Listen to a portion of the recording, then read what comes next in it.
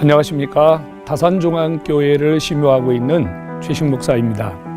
저는 목회도 하고 있지만 목사님들을 설교로 섬기는 설교학교를 함께 섬기고 있습니다. 지난 17년 동안 목사님들과 함께 설교를 고민하고 어떻게 하면 목사님들의 목회 현장에 잘 들리는 설교, 청중을 일으키는 설교를 할 것인가에 대한 여러 가지 고민들을 해왔습니다. 물론 목사님들도 설교에 대한 고민들이 참 많으시죠.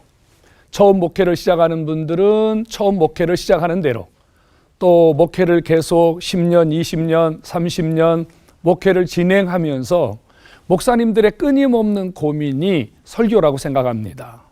감히 목사님들에게 설교에 대한 어떤 부분을 말씀드리는 것이 좀 불편한 부분이 될 수도 있고 또 부담스러운 부분임에는 틀림이 없지만 함께 목회하면서 목사님들과 함께 고민했던 설교를 같이 좀 나누어 보려고 합니다. 우리 교회에 출석하고 있는 대부분의 성도들은 설교, 하나님 말씀을 접하고 우리 교회를 출석하게 되었습니다. 하나님 말씀이 들립니다. 하나님 말씀을 통해서 회복이 이루어졌습니다. 하나님 말씀을 통해서 제가 하나님, 은혜, 그 다음에 하나님의 살아계심, 내가 하나님께 사랑을 받고 있다고 하는 것을 확실하게 느꼈습니다. 이런 고백을 하는 성도들이 하나 둘 늘어나기 시작했습니다. 많은 성도는 아닙니다만 11명으로 지난 4년 전에 개척을 했는데 지금은 한 300여 명의 성도들이 출석을 하게 되었고요. 코로나 시대에 모든 교회들이 다 힘들고 어렵지만 역시 우리 교회도 유튜버나 또 방송을 통해서 끊임없이 하나님의 말씀을 전해왔습니다. 지난 2020년에는요, 연간 100여 명의 성도들이 등록을 하게 되었고요. 2021년에는 지난주까지 145명 정도의 성도들이 등록을 하게 되었습니다. 목사님들 혹은 성도님들, 설교가 들리지 않으면, 설교 속에서 하나님의 은혜를 체험하지 않으면 우리는 영적인 그로기 상태가 올 수밖에 없습니다.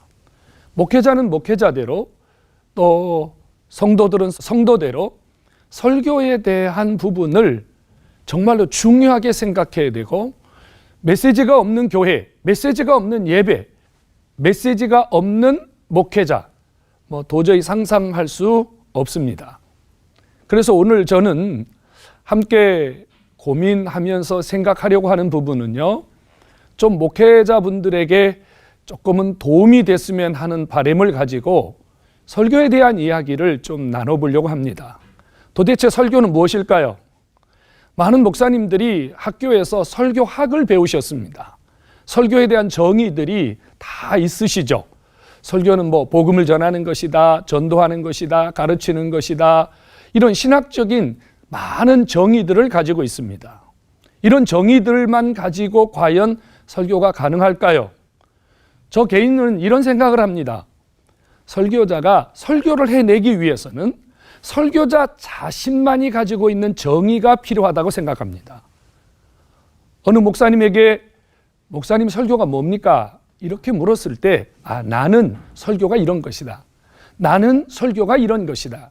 목사님 개인적인 설교에 대한 정의가 이루어져야만이 설교가 된다고 생각합니다.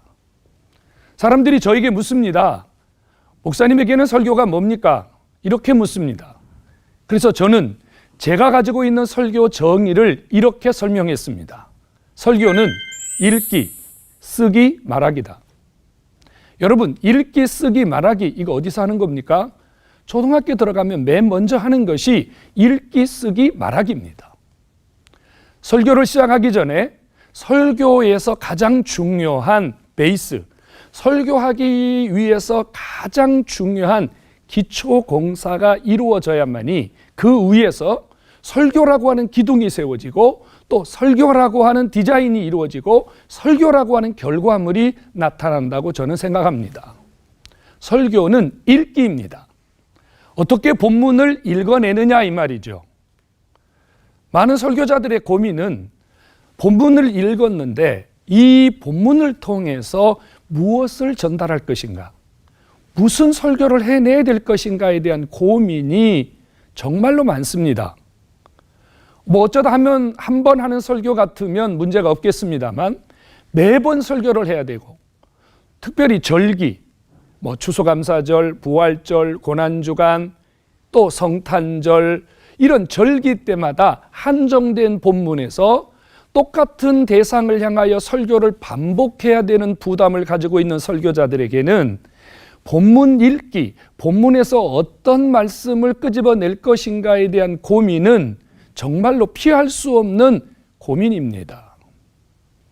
일단 본문을 읽었을 때 이 본문을 통해서 하나님께서 무엇을 우리에게 말씀하기를 원하시는가에 대한 부분을 읽어내셔야 됩니다.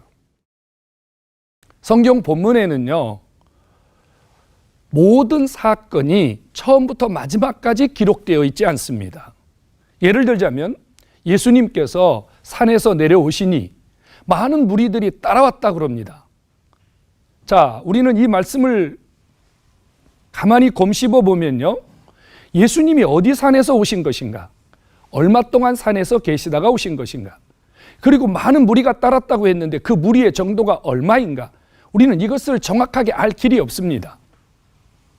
성경 본문을 어떻게 하나님이 원하시는 목적에 따라서 전달할 것인가에 대한 본문 읽기가 안 되면 일단 설교는 출발하기가 어렵습니다. 그래서 저는요, 본문을 읽어내기 위해서 설교자에게 관점이 필요하다고 생각합니다. 관점 말입니다.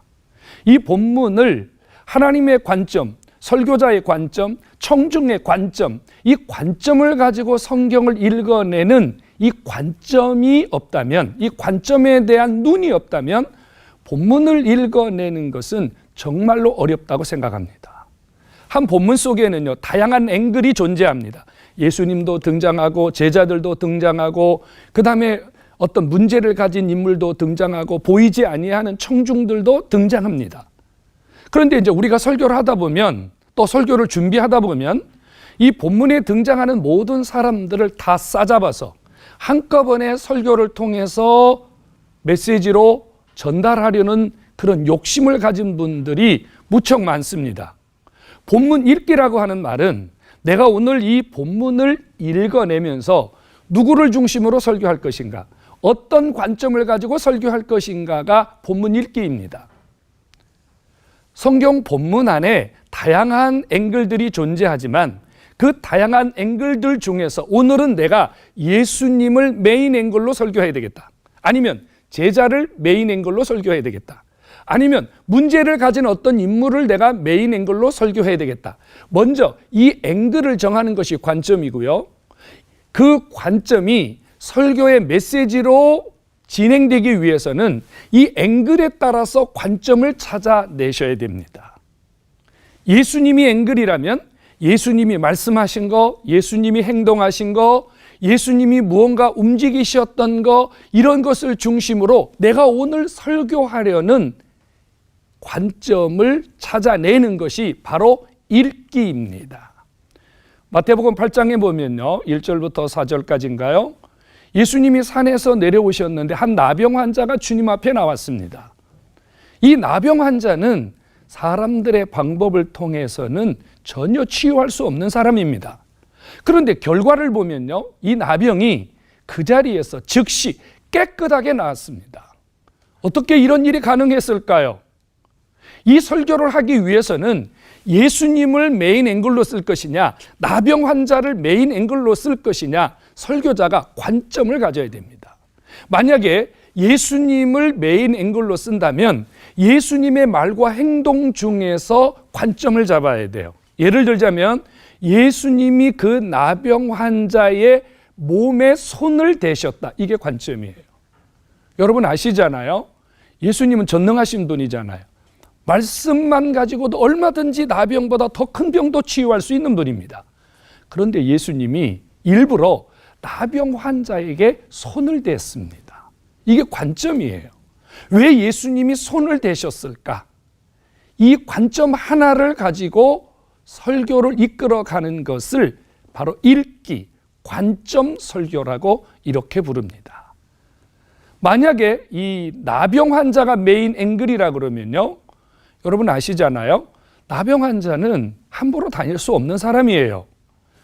검정 망토 같은 거적대기를 쓰고 눈만 내민 채 사람들의 무리 속에 절대로 들어갈 수 없는 인물입니다.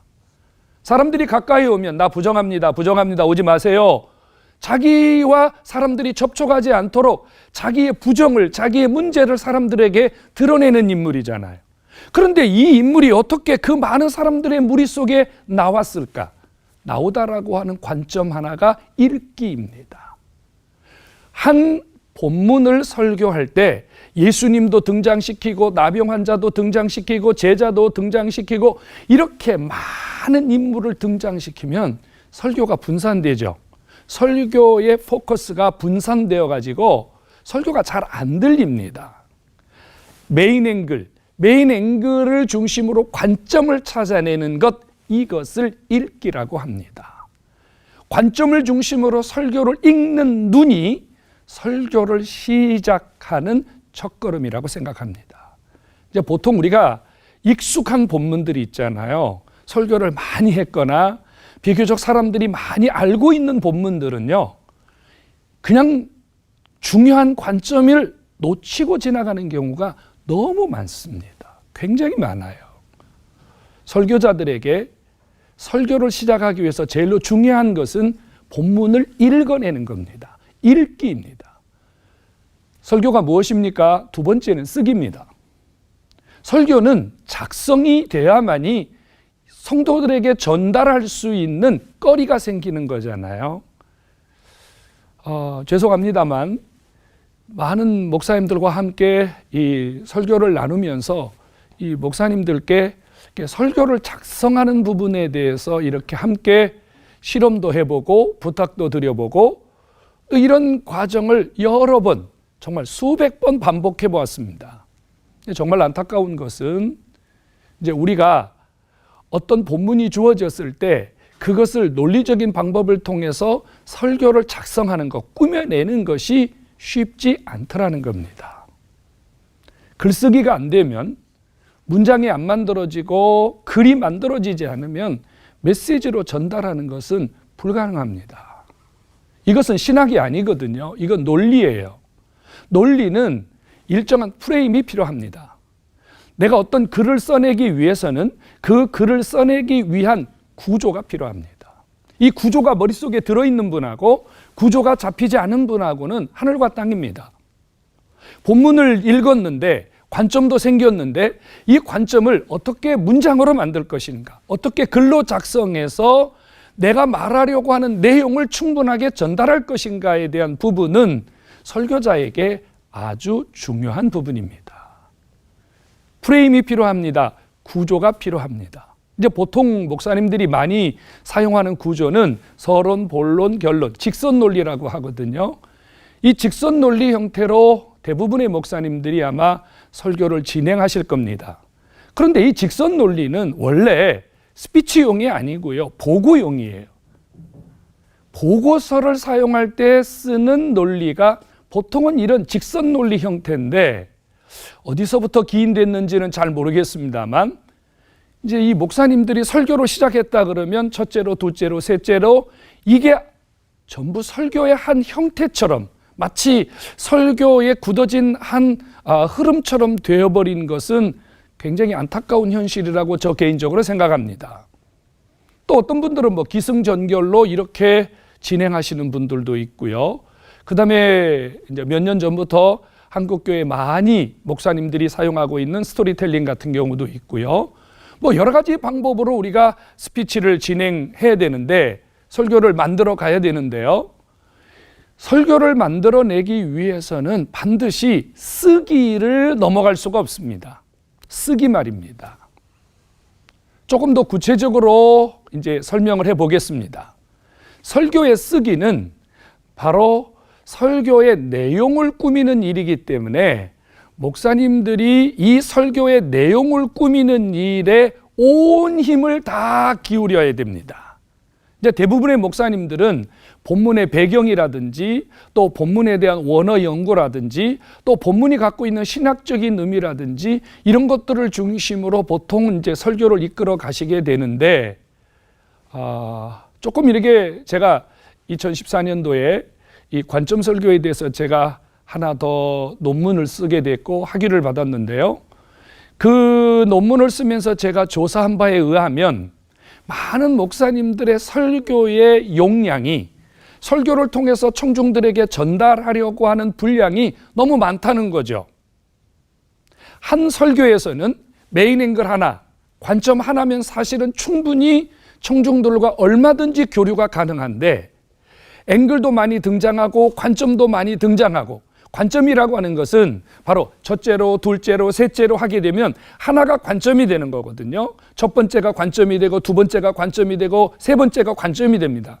그러면 성도들은 너무 많은 용량을 짧은 시간에 받아들여야 되거든요. 그래서 어떻게 기능적으로 내가 가지고 있는 관점을 청중들에게 정확한 논리적인 구조를 통해서 전달할 것인가에 대한 목사님들의 고민이 필요합니다. 이 논리적인 프레임을 어떤 프레임을 갖느냐에 따라서 내가 준비한 내용이 효과적으로 전달되느냐 안 되느냐를 결정하기 때문에 좋은 논리적 구조를 갖는 것은 설교자에게 너무 중요한 일이라고 생각합니다. 제가 가지고 있는 이 관점 설교에서는요, 논리적인 프레임을 정확하게 갖고 있습니다. 몇 가지 논리적인 프레임을 가지고 있는데요. 가장 기본적인 메인 프레임부터 이제 설교는 또 창세기만 하는 것이 아니고 시가서만 하는 것이 아니고 복음서만 하는 것이 아닙니다. 성경 66권 속에는 다양한 장르를 가지고 성경이 기록되어 있습니다. 율법서, 역사서, 시가서, 복음서, 서신서, 계시록 다양한 장르를 가지고 있거든요. 그러니까 하나의 프레임만 가지고는 하나의 구조만 가지고는 이 다양한 장르를 소화하는 것은 대단히 어렵습니다. 역사서를 다루는 프레임이 있어야 되고요. 시가서를 다루는 프레임이 있어야 되고요. 복음서를 다루는 프레임이 있어야 됩니다. 사건을 다루는 프레임이 있어야 되고요. 사건이 아닌 어떤 역사적인 본문을 통해서 하나님이 주려는 메시지를 다루는 프레임이 필요합니다. 목사님들이, 설교자들이 다양한 프레임을 성경 장르에 맞추어서 소화해낼 수 있는 이러한 논리를 가지게 될 때 설교는 잘 만들어지고 그 논리적인 프레임이 좋으면 좋을수록 탁월하면 탁월할수록 설교는 잘 들린다고 생각합니다. 이 논리적인 프레임에 대한 이야기는 다음 시간에 조금 더 해보도록 그렇게 하겠습니다. 그 다음에는 이제 말하기죠. 스피치입니다. 설교자는 혼자 이야기하는 사람이 아닙니다. 물론 설교 시간 자체는 목사님 혼자 스피치를 합니다만 청중들은 그 스피치를 통해서 목사님과 교통해야 됩니다. 나눔이 이루어져야 됩니다.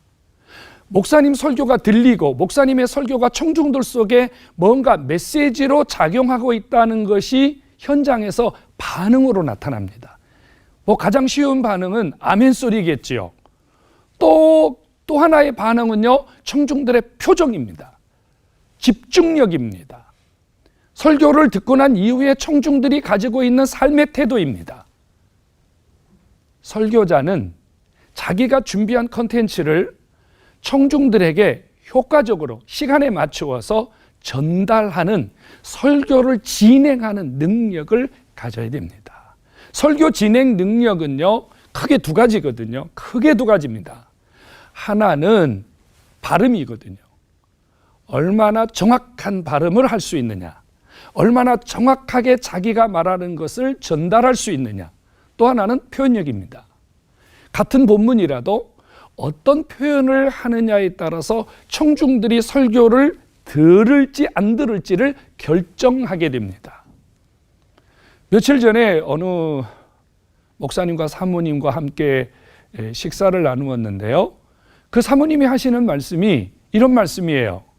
목사님들이 같은 본문에서 매일 똑같은 얘기를 반복하고 있다는 얘기예요. 본문을 읽고 그 본문을 통해서 뭔가 기대할 만한, 또 기대를 가지고 나오는 청중들의 그 심리를 목사님들이 채워주지 못한다는 겁니다.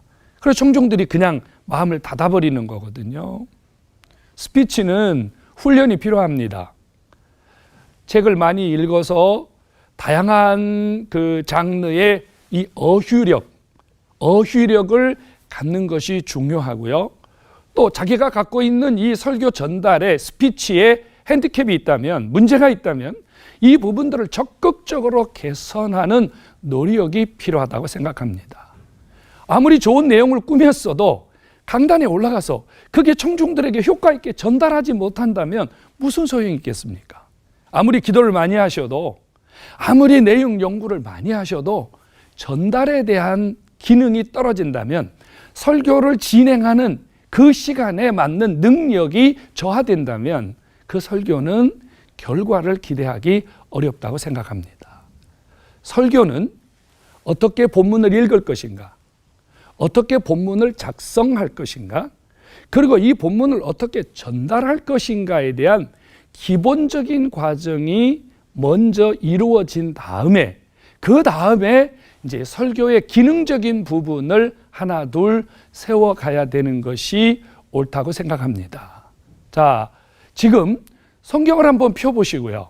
내가 본문을 통해서 본문이 갖고 있는 관점을 읽어내는 능력이 없다면 빨리 관점을 가지는 훈련을 하셔야 됩니다.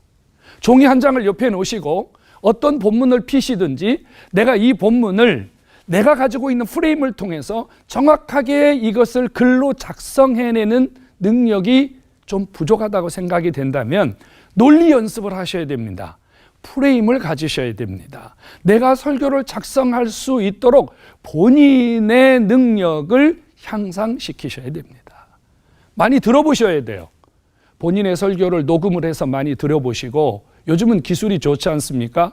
뭐 핸드폰만 가져도 얼마든지 영상을 녹화해서 볼 수 있기 때문에 영상을 녹화해서 본인이 가지고 있는 약점들을 적극적으로 찾아내야 됩니다. 방송은요, 대단한 힘을 가지고 있습니다. 사람들이 옛날에는 시청각 그래봤자 뭐 교회에서 아주 작은 물체라 혹은 어떤 물건 정도를 보여주는 것을 시청각이라고 했습니다만 지금은 엄청난 것들이 우리 곁에 와 있습니다. 설교자들이 자신을 가꾸고 자신을 일으키고 자신의 설교 진행 능력에 대한 철저한 자기 평가가 없이는 설교의 결과는 어렵다고 생각합니다. 우리 함께 노력하면서 설교가 목사님 개인만의 설교가 아니라 청중들과 함께 나누고 또 설교의 결과를 마음껏 얻을 수 있는 이런 놀라운 일들이 함께 공유되기를 간절히 소원합니다. 설교의 발전을 위해서 함께 노력하고 기도하겠습니다.